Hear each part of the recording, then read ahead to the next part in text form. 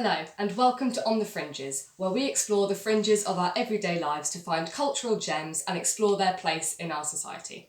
We are Steve and Dabby Jackson, and today we're going to break all the superstitious rules and talk about the Scottish play. By the Scottish play, I assume you mean Macbeth. This work holds a special place in our hearts, as when we were working in theatre, it was one of the first productions we did together. It's also a truly exceptional tale, with so much to delve into and so much relevance to everyday society. So with that, it's time to exit the room, spin around 3 times, spit, curse, and then knock for re-entry, as we delve into the toil and trouble of Shakespeare's Macbeth.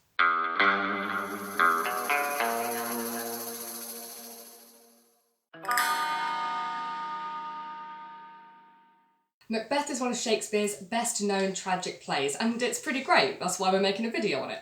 Shakespeare has a habit of taking real people from history and moulding them into fictitious characters who take the audience on a wild ride, and in the case of Macbeth, this rollercoaster is tainted with treason, regicide and ritual. But with so many of Shakespeare's works, there's so much hidden under the surface. This isn't just a thrilling tale, it's so much more.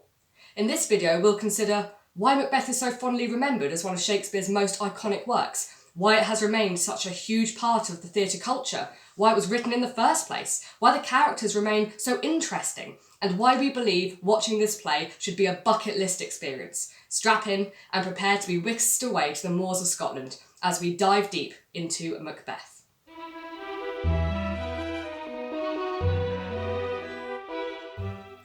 Macbeth was written in 1606, and before we dig into the plot of the play, it's important to gain some perspective on what was going on at that time. The world Shakespeare inhabited was vastly different from our own, and these differences clearly influenced the way that he was writing and the messages he tries to put across. In 1606, England was ruled by King James I, who had previously been James VI, King of Scotland, and son of the infamous Mary I, who ruled before Queen Elizabeth I. After the long and prosperous reign of the virtuous Queen, James had big shoes to fill. He was the first monarch recognised by both England and Scotland, and there's no coincidence that this play was one of the first Shakespeare wrote to welcome in this new king. There's also an elephant in the room that needs addressing here, and that is religion. James took over a divided England. Most people, including James, were Protestant, but James said that as king, he would be sympathetic to the Catholics still in the country. This was actually a massive lie, as James was intensely paranoid and believed that many Catholics were out to kill him, so a vast majority were persecuted for their beliefs. This wasn't helped at all by the Gunpowder Plot, which took place in 1605, where a group of Catholics really did try to kill James and blow up Parliament, their goal being to put James's Catholic niece on the throne.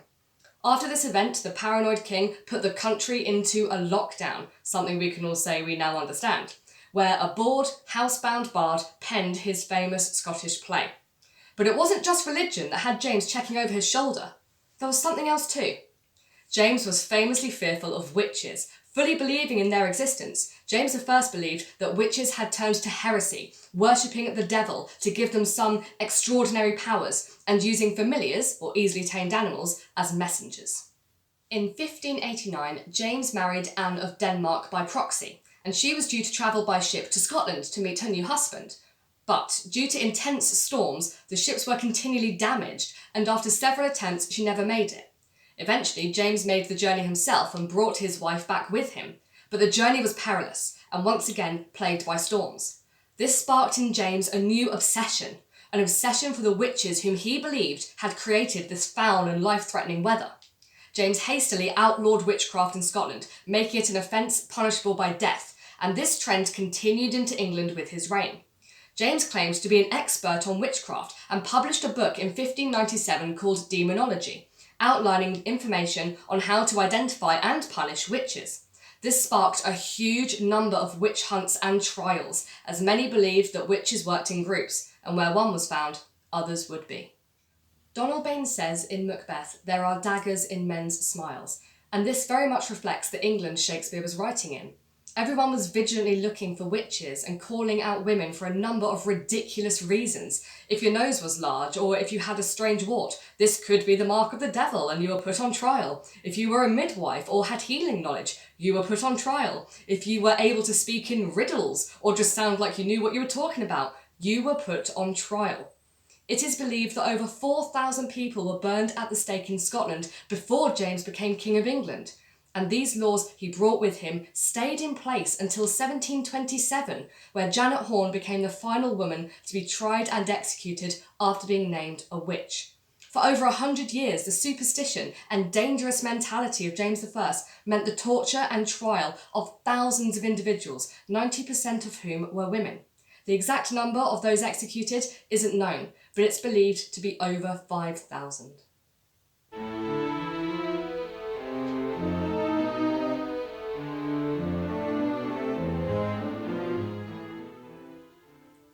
Macbeth is set in Scotland in the 11th century. At this time, Scotland is still an independent country and was influenced by a variety of different nations, though Norman and Gaelic cultures prevailed, and the country was often at war with Scandinavia over island territories, especially with Norway. Scotland has a king and a court of thanes who rule over different areas and advise the kings on his actions. Many of the characters in the play are based on real individuals. The real Macbeth was born in 1005. Though he wasn't the regicidal tyrant King Shakespeare paints him to be. Macbeth opens with three witches meeting on a heath, discussing when they'll meet again and when they'll meet Macbeth. This is a powerful opening for the play. Most would open with a prologue or a speech from the chorus inviting the audience to prepare for what's to come. But instead, Shakespeare chooses the route of unadulterated horror. For his audience to be instantly greeted by three witches is about as scary as it gets for his audience. The clear direction of the witches meeting in thunder, lightning, or in rain clearly links to the storms that prompted James's witchy obsession and foreshadows what's to come. We then meet King Duncan of Scotland. The country has just finished a war with Norway, and Ross, a Scottish nobleman, brings us the news that Scotland has been victorious. He also informs us that the Thane of Cawdor was a traitor and was working with Norway this whole time. We also learn of Macbeth and his brave actions in this conflict, and Duncan decides to promote Macbeth.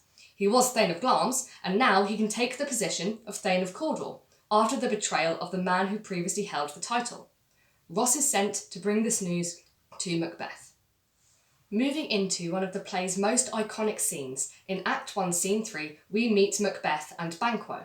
Macbeth is currently Thane of Glamis, and Banquo is a high-ranking soldier, and they both become a little lost on their return to Forres after their combat duties. They then meet the three witches, who deliver a variety of prophecies. The witches greet Macbeth with his current title. They then tell him that he will become Thane of Cawdor and then King of Scotland, a very big prophecy. Banquo is hugely sceptical of these weird women and demands that they also speak to him. He's like, if you're so clever, where's my cool prophecy? The witches then tell Banquo that he'll never be king, bummer, but that his descendants will be.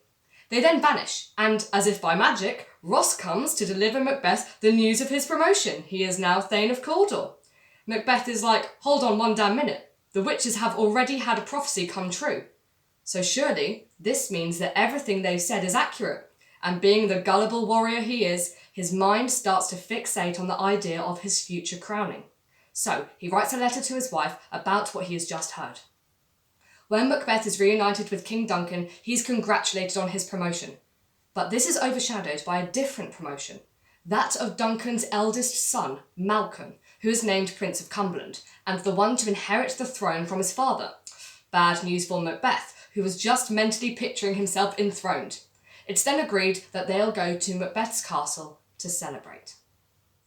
Enter Lady Macbeth, arguably one of the most interesting characters in Shakespeare's whole accolade, but more on that later. She reads the letter from her husband and becomes very excited at the prospect of her husband becoming king and all the power that would give them as a couple. But she worries that he is too full of the milk of human kindness to claim the crown, which would involve regicide, the murder of the current king. She then speaks to the spirits who tend on mortal thoughts and ask that they unsex her, enabling her to lose her feminine fragility and to have the power of a man to ensure that this deed can be done.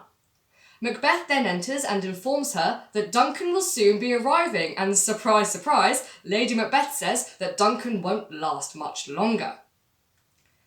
Once Duncan arrives, Macbeth starts to have doubts about killing the king because, after all, he likes Duncan, he's been loyal to him, and he just doesn't feel like it's a good idea.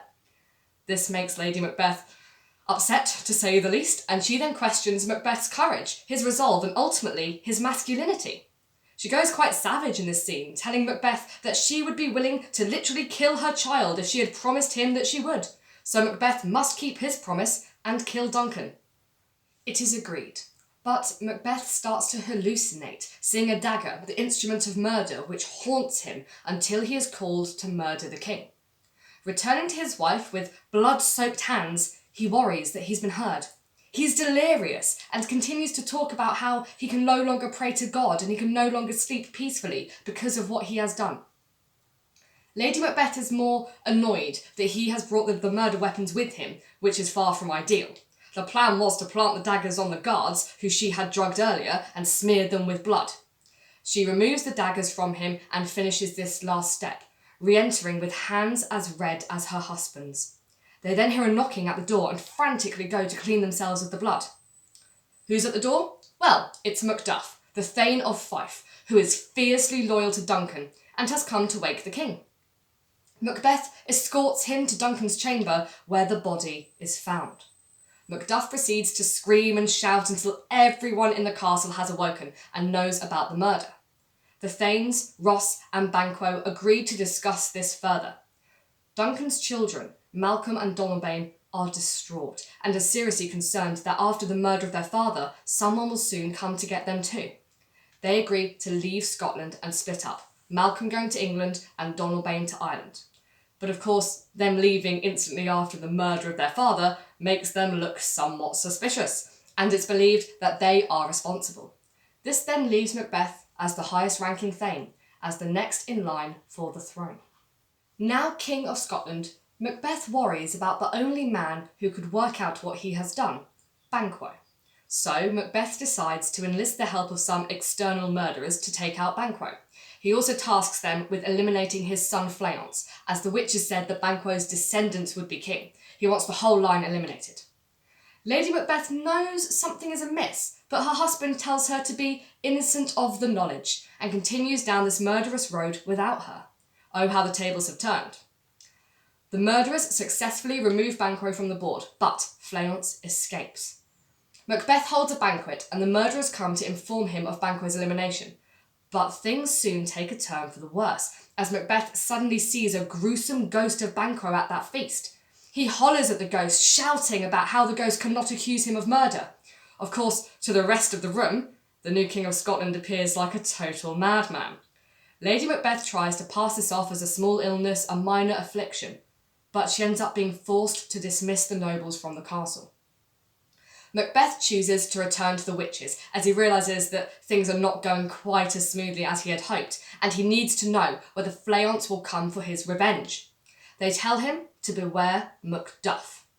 They also tell him that no man of woman born shall harm Macbeth, which makes the new King of Scotland feel invincible. If we think about it, we're all of woman born, so in Macbeth's mind, no one can hurt him. They also tell him that he will be safe until he sees Burnham Forest move towards Dunsinane. You and I both know that trees are unable to just pick up their belongings and walk off, so it's safe to say that this encounter leaves Macbeth feeling pretty omniscient, and he decides to have Macduff's entire family murdered for good measure. But this is where things start to fall apart. In England, Macduff has reunited and joined forces with Malcolm, who has been given 10,000 English soldiers to use to reclaim Scotland and reinstate himself as king. Ross then brings grave news that Macbeth has had all of Macduff's family murdered, and the Thane of Fife takes this news badly. Utterly inconsolable, Malcolm encourages him to turn his pain to action, and Macduff vows to kill Macbeth. Back in Scotland, Macbeth's reign is not going well. He's unloved by his people, who view him as a tyrant, and who are described as being unhappy about the violence that has befallen Scotland. Many Thanes have also abandoned Macbeth and pledged allegiance to Malcolm, and to make matters worse, Lady Macbeth has also started hallucinating. She sees Duncan's blood on her hands, and no amount of soap or water will wash them clean. The doctor worries that there is no cure for this. She also confesses to the murder of Duncan, but due to her deranged nature, the doctor is unsure whether this is true. Malcolm and his soldiers arrive at the Wood of Burnham and decide to cut down the trees and use them as camouflage to get closer to Macbeth's castle without giving away their full numbers or position. Something which seemed impossible, a moving forest, is now looking shockingly accurate. Maybe the witches weren't spouting nonsense after all, and maybe Macbeth shouldn't feel quite so invincible. Macbeth is soon brought news that his wife has died. Many suspect suicide, but I dispute this as it's never confirmed. And he is also told by a watchman that he has seen Burnham Wood move.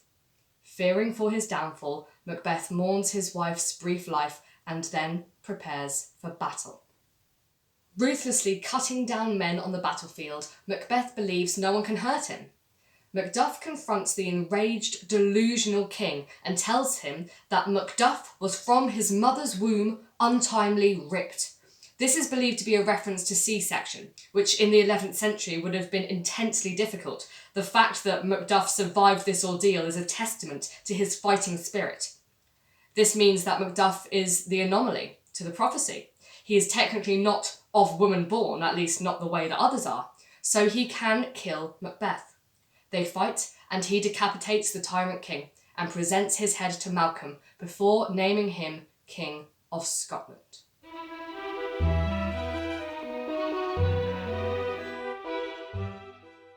As we look to our deep dive, there are many ways we could dissect and discuss this play, and truthfully, it would be very easy to make a video far longer than this one all about the intricacies of this work. But we're going to focus on arguably the most compelling aspect of this play, the characters, starting with our protagonist. As a title character, Macbeth follows the classic tragic hero arc, a character who has the potential to be something great, but falls from grace based on the decisions he makes and the actions he chooses to take. Shakespeare offers Macbeth many opportunities to turn back, to choose a different path, but he never does. He is doomed to fall into the hands of the devil. Many argue that this makes Macbeth a weak character. It's easy to see why. He isn't even able to stand up to his wife and tell her that he doesn't want to commit a murder. At that time, this was unheard of. Women were essentially owned by their husbands, and for him to appear so ineffective in taking control of his marriage, he appears to Shakespeare's audience at times as a completely feeble pushover. He tries to take back control several times before the murder, but he continually fails. And at once the murder has been committed, he fully succumbs to the whims and wills of the witches. He takes their prophecies so much into account that he believes himself literally invincible. But there's more to get at here. If he was just a hopeless, gullible pushover, then why is playing the character of Macbeth such an important accolade for so many performers? Why are we all hooked to see what he will do next and how he will do it? Good stories don't have rubbish protagonists or antagonists. So we are called to look past that weak exterior. Macbeth is strong. He is brave. He is a fearless soldier who is loyal to his king. But his problem is that he becomes privy to great knowledge. And with great knowledge comes great power. And absolute power corrupts absolutely. The problem is that Macbeth knows too much. Or at least he thinks he does. And this changes the course of his actions. I believe that he's good at heart. Someone who was truly evil wouldn't experience such intense hallucinations based on the manifestation of guilt. Even when it appears that Macbeth has taken control back from his wife, when he plots the murder of Banquo of his own volition, he exclaims, "Full of scorpions is my mind," a powerful metaphor that shows how this character is never truly at peace. After he's committed regicide, he believes he is lost to God and property of the devil. And this is certainly the case, in that he is never again fully sane. His guilt drives him to see the ghosts and apparitions, and his desperation to be at peace mentally causes him to neglect his kingly duties and lose the faith of his nobles and his people. Macbeth is an exceptionally written character. His arc is continuously compelling, and even though the audience should dislike him for every action he takes, we don't. We're always here to make some excuse for him. Oh, it's because Lady Macbeth wouldn't let him. It's because he feels guilty. It's because the witches planted a dangerous seed. Only for a character that we genuinely like in some way will we place so much stock in theories about why they act so viciously. The mastery of Macbeth's character lies in creating a man whose desires and troubles and motives are made continually plain to us, so we factor those into our judgment of him. Lady Macbeth describes her husband as a book, too open, and this is both his downfall and his saving grace. No matter how deeply I look at this play, I can never say that I honestly hate Macbeth, and that says a lot. Lady Macbeth is arguably one of the best female characters in any Shakespeare play, and there's so many reasons why. It's worth initially noting that the part would have been played by a young man or boy, as women weren't allowed to act in the theatre, which brings the underlying theme of masculinity versus femininity sharply into focus. Lady Macbeth is far from the Shakespearean audience's traditional view of a woman. At the time, the society was starkly patriarchal, and women were viewed as the property of their fathers or male family members until they were married. And yet, the first time we see Lady Macbeth, she is brazenly insulting her husband's character and calling upon spirits to make her cruel and powerful. Within the first few scenes with this character, we see her manipulative nature erupt, especially in Act 1, Scene 7, where she spends the first part of the scene isolating her husband by using pronouns like you and I, making them seem like separate entities. As she convinces him to go through with the regicide, she evolves to using we and our, making them sound like a united force in the crime, though she leaves her husband to deal with the brunt of the guilt. There's also a compelling moment in this scene where she declares, "I have given suck, and know how tender 'tis to love the babe that milks me.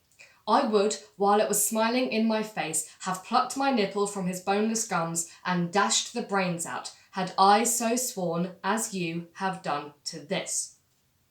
There's a lot to unpack here, and this short excerpt has caused a huge number of Lady Macbeth theories to come into question. She tells us that she has known how it feels to breastfeed a child. Unusual for a noblewoman, as they would likely have used wet nurses who would breastfeed the children. She describes how she would be willing to kill her own child in support of her husband and to keep a promise that she made to him. As well as being a truly shocking and controversial piece of dialogue, this opens up so many questions about Lady Macbeth. In Act 4, Macduff says of Macbeth, "He has no children." So, this causes us to ask the question, what happened to this child that Lady Macbeth speaks of? There's a high chance that the Macbeths had a child and it passed away in infancy. Around a third of children in medieval England did so. This would be unsurprising. This is the most common theory, and would go some way to explaining why Macbeth seems so paranoid about Fleance and Macduff's son. As he has no heir, he is left in a precarious position as a ruler. It would also explain why Lady Macbeth refers to their child in this heated scene, weaponising a bad memory to bring her husband round to her way of thinking. Another theory is that Lady Macbeth is older than Macbeth and has remarried. There's a chance that she was previously married to another Scottish noble and had a child with him. Both her first husband and the child perished, and she remarried the young Macbeth, who was a prominently rising figure.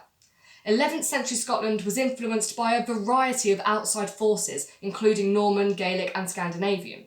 So, depending on her ancestral and political ties, she may still make a desirable wife for a younger Thane.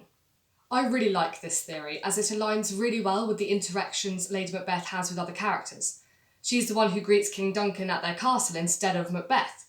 She has so much control over her husband and manipulates him so clearly. She pretends to faint to distract the nobles for being suspicious for Macbeth, and feels confident enough to dismiss the entire court during the banquet scene.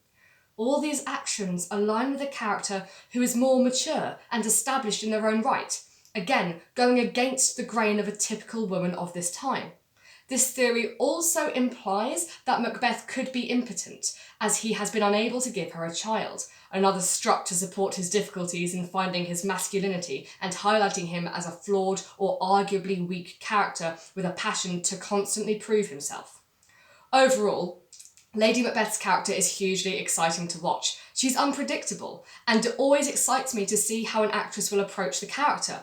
Will they play her in a cold, cutting, and subtly witty woman, or will they unleash a fiery beast onto stage? There's no right or wrong answer, which is why the part is such a thrill. It's also worth looking deeper at the end of this character's journey.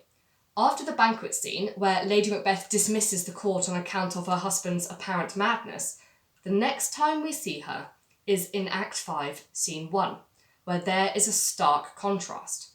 Her gentlewoman and a doctor discuss her strange behaviours at night time. Then we see the lady wandering the castle, apparently sleepwalking, frantically washing her already clean hands. Just as we've seen her husband experience hallucinations, she too has succumbed to the guilt of the regicide committed and constantly sees Duncan's blood on her hands.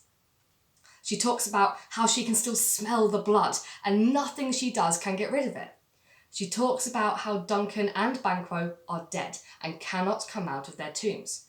She also mentions that she didn't think the old man would have so much blood in him. These ramblings show the audience how Lady Macbeth's hard shell has dissolved and given way to a haunted soul, unable to face the truth and reality of deeds past. A Shakespearean audience might also believe that the hallucinations are evidence of the devil infiltrating the mind, and after committing regicide, the hallucinations seen by both characters show how they've distanced themselves from God and that the devil has taken control.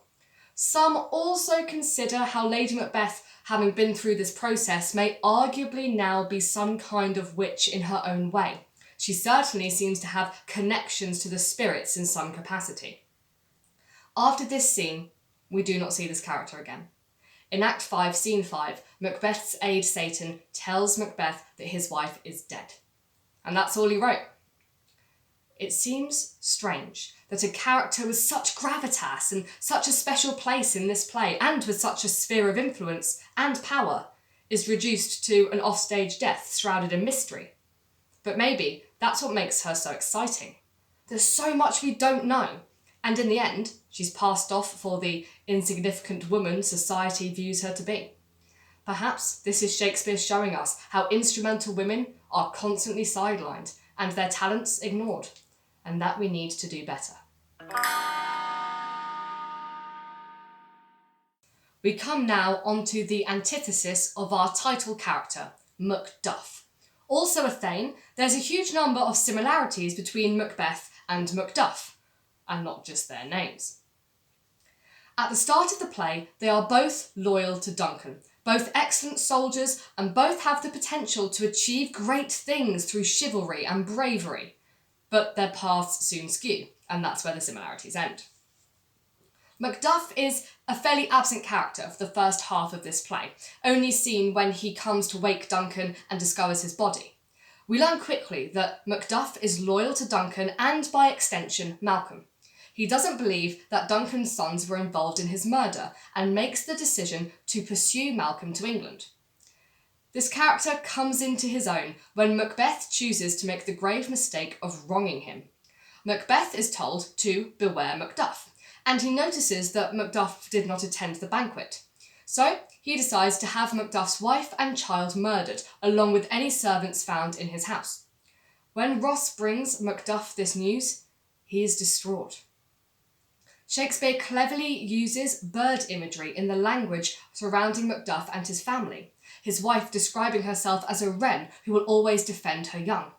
And when Macduff hears the news of his family's deaths, he describes them as all my pretty chickens.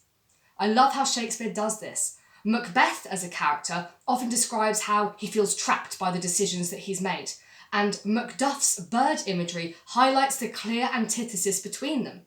Macduff is brave enough to turn his back on his beloved home to find the rightful ruler, his actions signifying freedom of choice, and the freedom that he desires for the people of Scotland, contrasting beautifully to the trapped Macbeth. Macduff also highlights interesting ideas about the supernatural. Macbeth follows the advice of the witches devoutly and believes himself invincible, until Macduff tells him that he was untimely ripped from his mother's womb. This makes Macduff the loophole, the one individual who appears to defy the laws of nature, just as the witches do. Seems like an interesting comment from Shakespeare. His audience believe that witches are against nature and deserve to be persecuted, but he also makes the hero of this tale someone who equally defies the course of nature, but in a different way. It seems that fair can be foul, and foul can indeed be fair. And on that note, on to the witches. When shall we three meet again? In thunder, lightning, or in rain? The iconic opening of the play is said by the most powerful, intriguing, and exciting characters of all, the witches.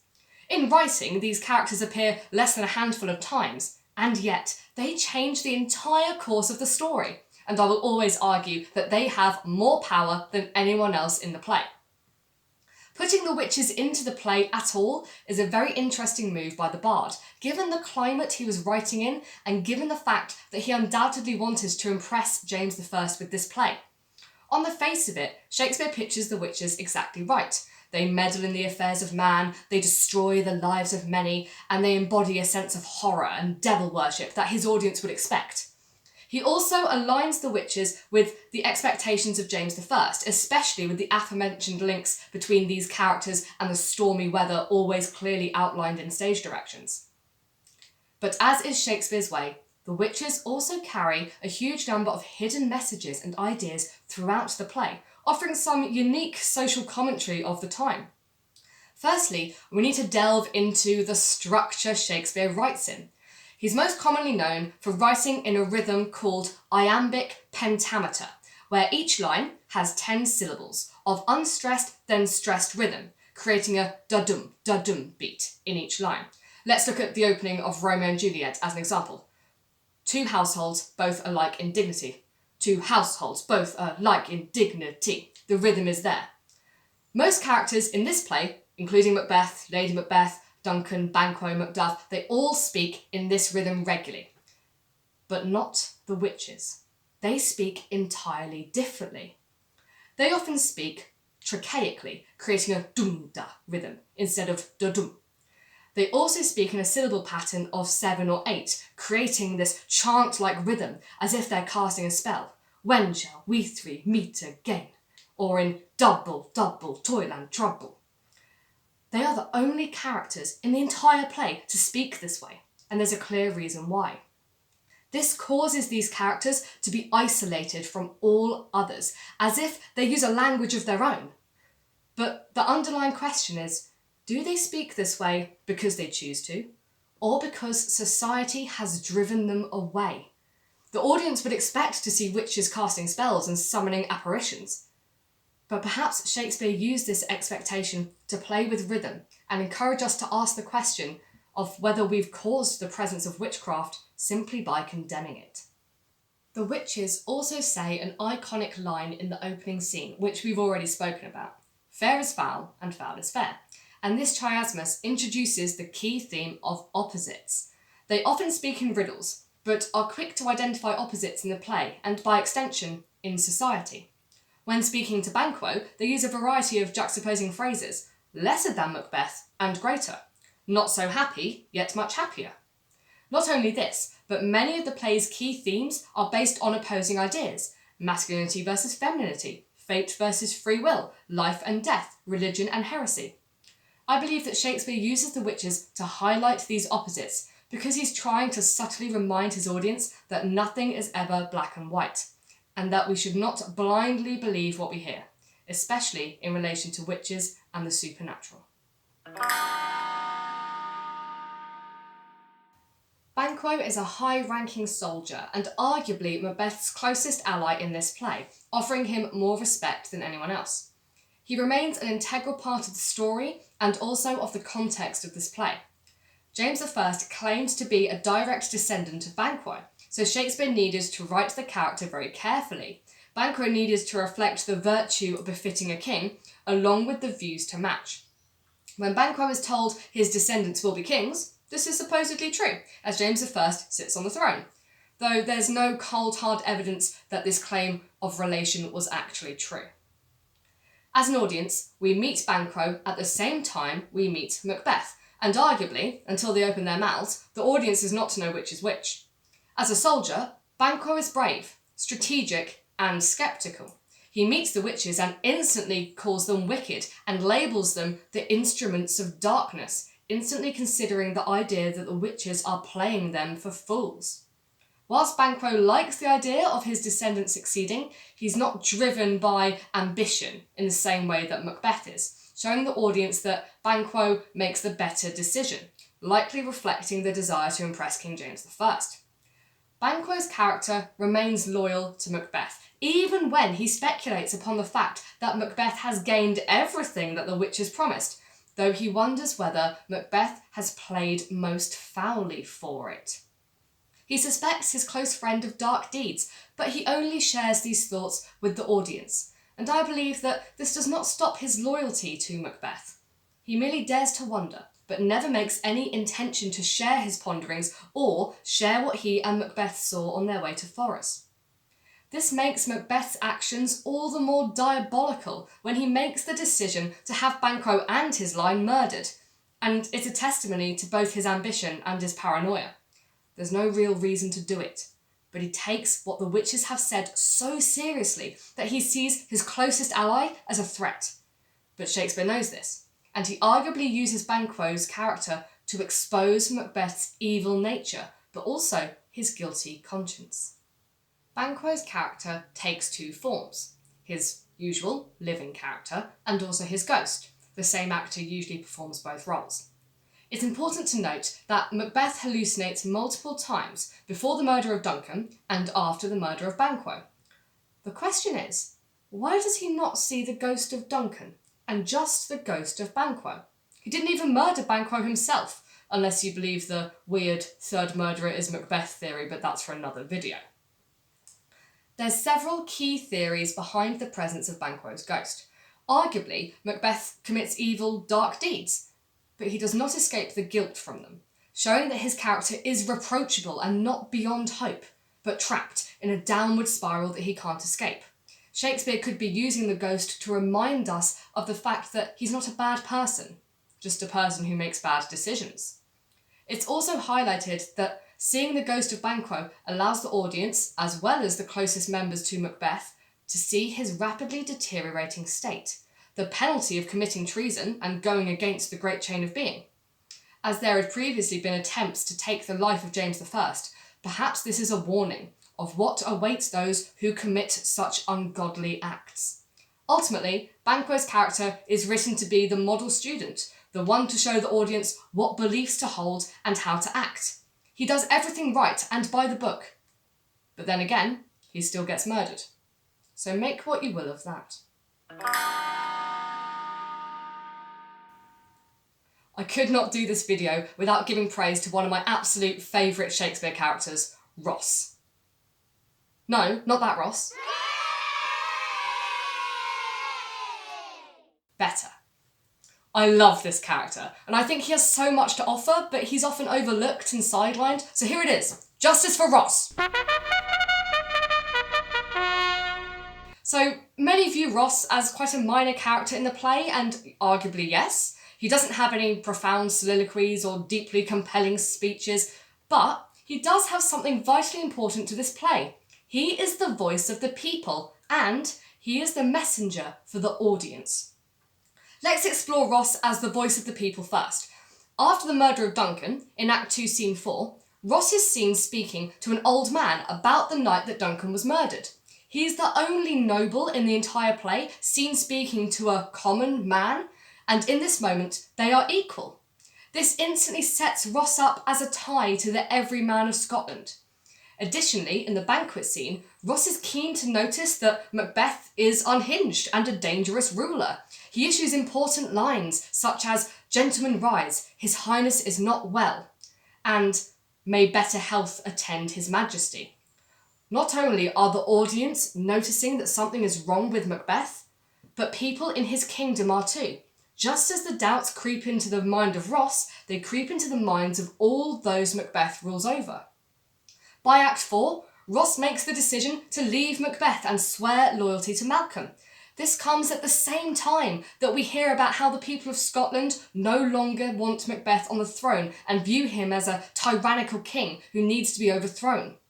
Ross's allegiances perfectly mirror the feeling of the Scottish people in the play, and his presence in so many important scenes, sometimes without him saying anything, reminds the audience that the people of Scotland are always represented. Whilst this makes Ross a more than a minor character, I feel it's for this next reason that he is so exciting, and this is because of the messages he brings. Messengers are important characters in so many Shakespeare plays, and there are messengers in this play too. But all of the imperative, all of the essential information, all of the life-altering facts are brought to us by Ross. At the start of the play, Ross delivers the news that Scotland have won the war against Norway. Ross brings the news that the Thane of Cawdor was a traitor.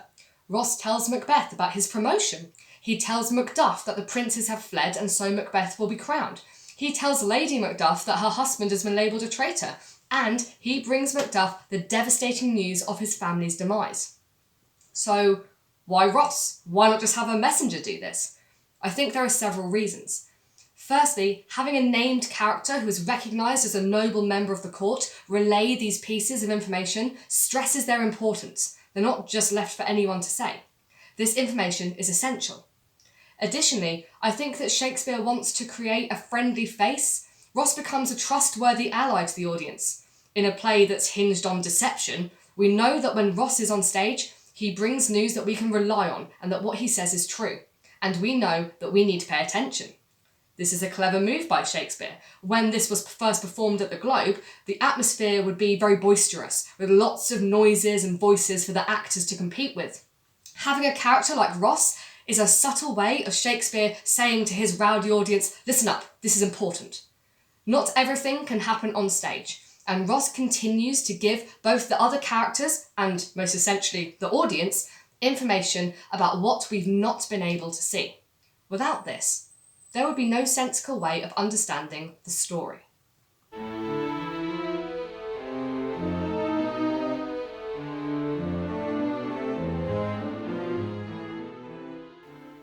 So Macbeth is over 400 years old now. Why are we still talking about it? Well, the reasons are many. We can't make a video about Macbeth without addressing the long-standing superstition that surrounds this play. It was deemed for many years that the play was cursed by witches who disliked how Shakespeare had used real incantations in the play. Mentioning it by name in a theatre was bad luck and would cause tragedy to befall your production. If you uttered the name Macbeth in the playhouse, you would need to leave, spin around 3 times, spit on the ground, curse loudly, and then knock for re-entry in order to break the curse. The superstition has lasted many years and has been captured in a wide variety of works, including the famous Blackadder episode, where Edmund continues to say the play's name in front of the actors. So you want me to say the Scottish play? Yes! Rather than Macbeth? But why the superstition? There's reason to believe the play is cursed when you look at the strangely high amounts of disturbances that have befallen many productions, including accidents, injuries, and even deaths. It's believed that the opening performance in 1606 was a disaster, with the actor playing Lady Macbeth dying last minute. Since then, other incidents have occurred with real daggers being used instead of prop ones, Lady Macbeth sleepwalking off the stage, and even near misses with falling set pieces as recently as 1937. So maybe there really is a curse. The other reason why this play is often seen as cursed is because of its length. It's the shortest of all Shakespeare's tragedies. So if a theatre company was failing, they'd pull out a last-minute run of Macbeth to help raise some funds and keep them going. The play became associated with failing companies and was the last performance for a great many actors, contributing further to the idea that the play was just bad luck. But apart from the curse, there's so many reasons why we still talk about this play today. For one, it still poses so many questions. There are few works that have so many theories surrounding them because so much is hinted at, but never answered. We still have so many questions about these characters, but we can't speak to Shakespeare and get the answers, so all we can do is guess. The play also continues to tackle topics which are still relevant. The place of women in a patriarchal society still manifests in many different ways across the world, as women still battle with social expectations, just as Lady Macbeth did 400 years ago. The questions of how much free will we truly have in a modern world also persists as a quandary. Have we become trapped in the society that we live in, forced to follow a predetermined path of sorts? Or do we have the ability to drop everything and just fly free? Shakespeare may not be with us anymore, but he was asking these questions 400 years ago, and the fact that we're still asking them now proves why he's still so relevant and still so exciting. This is why films continue to be made of this story. Productions continue to occur. This year, a new radio version of the play starring David Tennant is coming out. We still need works like these to enjoy, to analyse, and to prompt us to look that little bit deeper.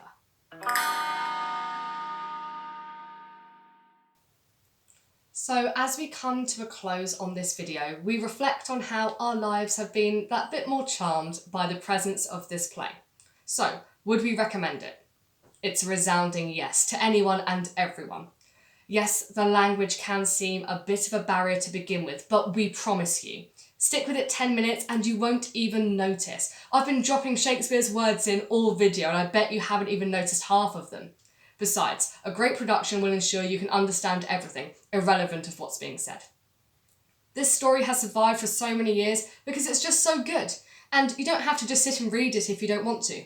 Explore the film adaptations, from the more traditional Roman Polanski version to the latest, gritty and fierce version featuring Michael Fassbender. Go and see a production. It will be less than 3 hours of your life really well spent. No matter how you do it, go and explore this play. We couldn't recommend it enough. We really hope that you've enjoyed this video and learned something new about the cultural gems that lie on the fringes of our everyday lives. Please do give us a like and a subscribe and explore some of our other videos. Take care and we'll see you next time.